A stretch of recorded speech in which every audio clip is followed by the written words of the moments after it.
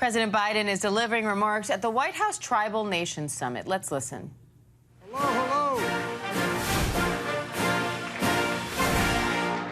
Thank you.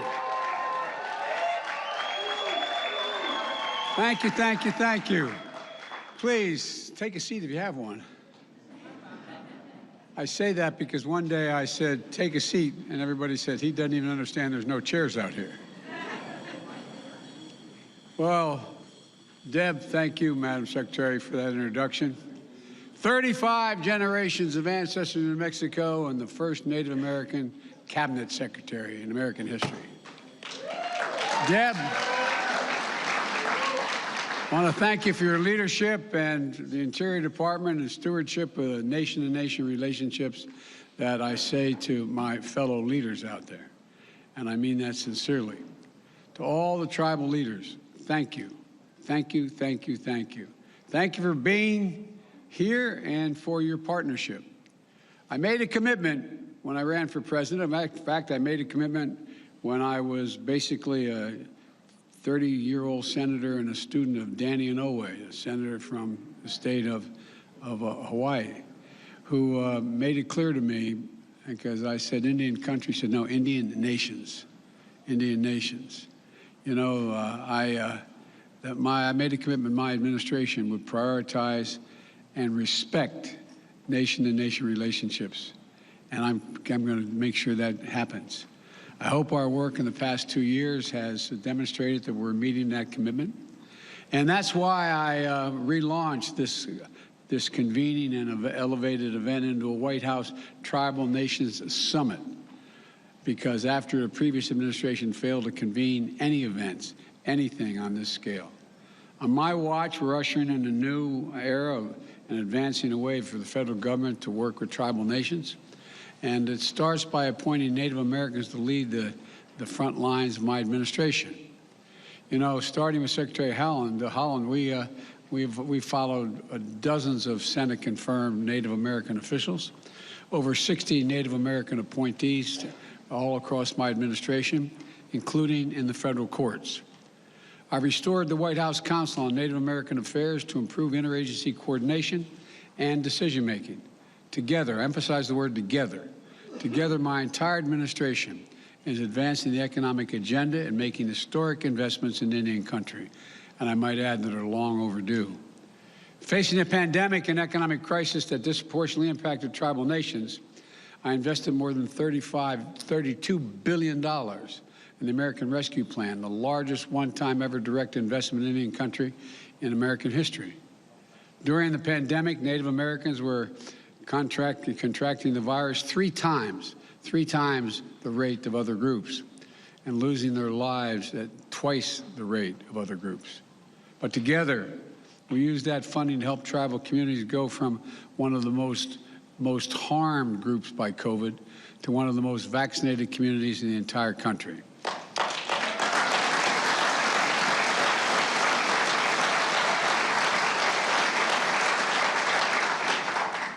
And to all my fellow leaders, you use that funding to address other critical needs as well, such as housing, food assistance, support for tribal economies, and for schools and language. In fact, last year, Jill, my wife, traveled with Deb to the Cherokee Immersion School in Oklahoma. The Cherokee Nation used part of this funding to start building a second school and revitalize the use of the Cherokee language. By the way, she spent a lot of time on other reservations, other nations as well. I'm worried she's not going to come home one of these days when she goes. You think I'm joking. I'm telling you. If I hear more about the Navajos than I hear about me. You all think I'm kidding, don't you? Anyway, learning native language leads to better outcomes in school, builds confidence in students, and passes down old traditions to new generations. It matters, but it didn't stop there. Together, we're continuing to make a difference. I also made the largest single investment in our nation's infrastructure since President Eisenhower's National Highway Program, the biggest investment in Indian country infrastructure ever in history. More than $13 billion in rebuilding infrastructure in Indian country. And to state the obvious, is long overdue. And we're putting it to work together building water infrastructure for clean drinking water, safer plumbing systems, delivering affordable high-speed internet, repairing roads and bridges, restoring waterways that are now blocked by roads and highways that affect the migration of salmon that's essential to the livelihoods and cultures of so many tribes, electrifying diesel school buses so tribal children don't breathe that polluted air generated by diesel engines, and in South Dakota, $29 million of infrastructure funding to help us repair 2 old dams built in the 40s, and the first in the 40s, the other in the 60s, on the Pine Ridge Reservation. For years and years now, the tribes have lived in the shadow of disaster, worried the dams would break, destroy their communities. So soon they'll be able to sleep a much more peaceful night, knowing those dams have been fully repaired and rebuilt. This past summer, we're also ushered in a new era of confronting and adapting to the climate crisis.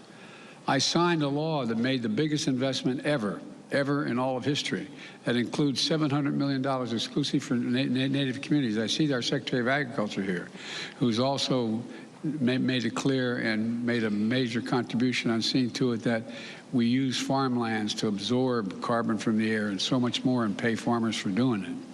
It's going to help mitigate the impacts of extreme droughts and wildfires, rising sea levels that affect the sources of tribal foods, tribal resources, tribal traditions, tribal ways of life. It's going to bring clean electricity into your homes. It's going to develop homegrown clean energy so Indian country helps lead the future to the goal we've set of 100% carbon pollution-free electricity by the year 2035. You're all part of that, and you're going to help lead that. To ensure these investments reach native lands, my administration is going to work with the tribes to help them transition to clean energy development and do it quickly. That includes the federal government as the largest single energy consumer in the world, buying more carbon-free electricity from tribal energy producers. We're also going to launch a new electric vehicle initiative for tribal nations to ensure that our nationwide electric vehicle network includes native communities.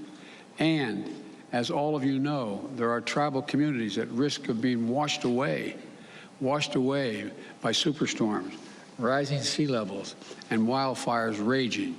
I've flown over literally several thousand acres of the storms and the fires that have been in the West in particular, and also down in the Southwest. And it's devastating. That's why today I'm announcing a $135 million commitment to help 11 tribal communities from Maine, Louisiana, Arizona, Washington State, and Alaska to move, in some cases, their entire communities back to safer ground and pay for that. I've also requested $9.1 billion, that's with a B, billion dollars, for the Indian Health Services.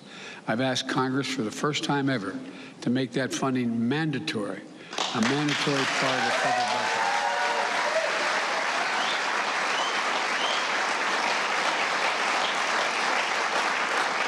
That means the funding will always be there, and it insulates Indian Health Services from budget uncertainties to make it harder to deliver the care Indian country needs and deserves. Thank you. We got to get it done. I need your help in getting it done. And here's another thing that's very important to me.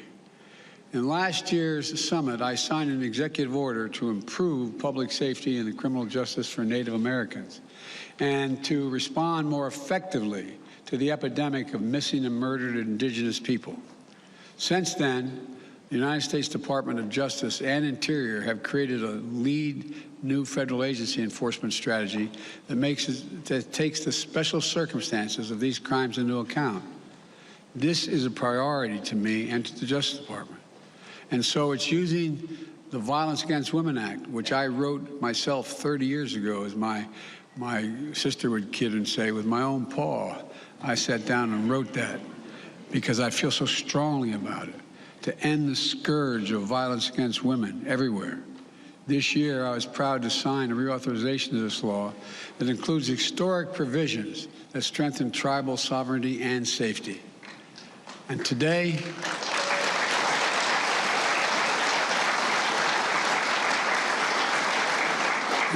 I'm announcing even more critical actions that are the result of a meaningful and deliberate consultation process with you all.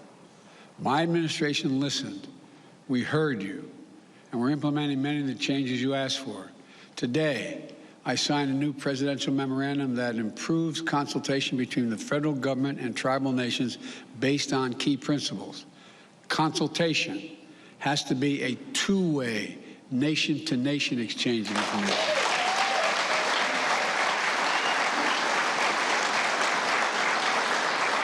Federal agencies should strive to reach consensus among the tribes. And there should be adequate time for ample communication. Federal agencies should prepare a public record for what's transpired during those consultations, and tribal nations should know how their contributions influence the decision-making. And this is a new presidential memorandum requires all relevant federal agencies to get annual training on tribal consultation process. Let me say that again. All federal agencies. And so, folks, it's a whole changed approach. My administration also continues using all the available authorities, including the Antiquities Act, to protect sacred tribal lands. Deb was with me. Deb was with me last year at the White House when I restored national monuments at Bears Ears and the Grand Staircase Escalade in Utah, the National Canyons and Seamonts in New England. And last month, I traveled to Colorado to declare Camp Hale National Continental Divide, the first new national monument in my presidency using the Antiquities Act. Millions of acres. And look, and there's so much more. There's so much more that we're going to do to protect the treasured tribal lands. When it comes to Spirit Mountain and the surrounding ridges and canyons in southern Nevada, I'm committed to protecting this sacred place that is central to the creation story of so many tribes that are here today. All right.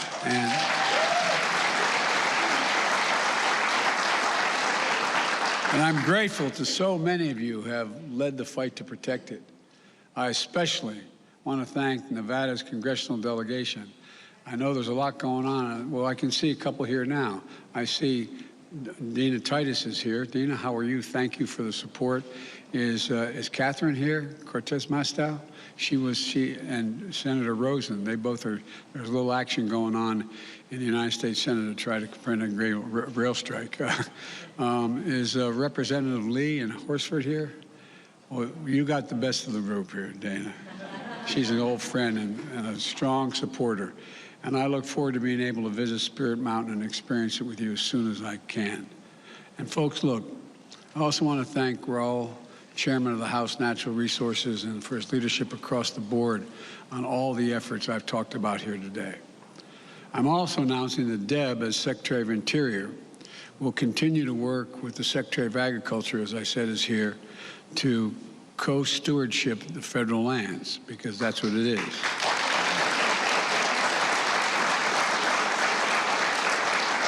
We've already signed over 20 new agreements with tribes this year, giving them a greater role in the stewardship of federal lands that are important to their cultures. And it's not stopping there. We have 60 additional co-stewardship agreements currently under review, and I'm announcing today that the Secretary of Commerce is going to formally join these efforts as well. So let me close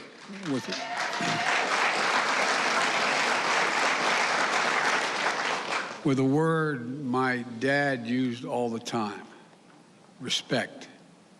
Everyone's entitled to be treated with respect and dignity, the dignity that comes from just being who we are. This is especially true for tribal nations, to whom the United States owes a solemn trust and treaty obligations that we haven't always lived up to. When I talk about respect, here's what I mean by respect. Respect for tribes as nations and treaties as law. Respect for, beg your pardon? I thought you said no. I was getting a little worried. I thought somebody said no.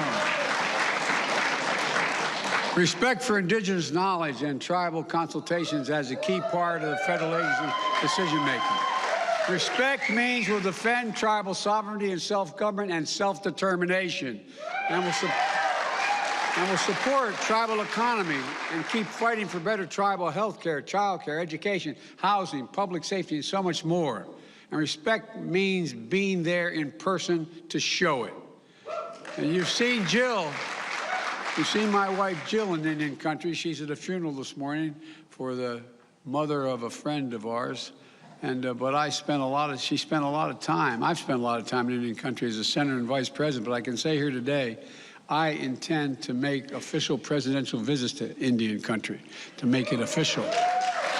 Do it.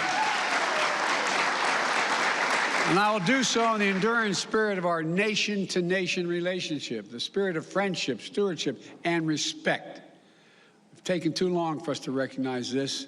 It's the only way to move forward. But my administration is doing all it can to demonstrate our commitment to those timeless ideals. So thank you. Thank you for being here. Thank you for your leadership. Thank you for your partnership.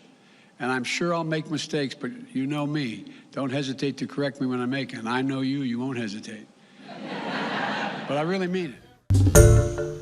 Hi, everyone. George Stephanopoulos here. Thanks for checking out the ABC News YouTube channel. If you'd like to get more videos, show highlights, and watch live event coverage, click on the right over here to subscribe to our channel. And don't forget to download the ABC News app for breaking news alerts. Thanks for watching.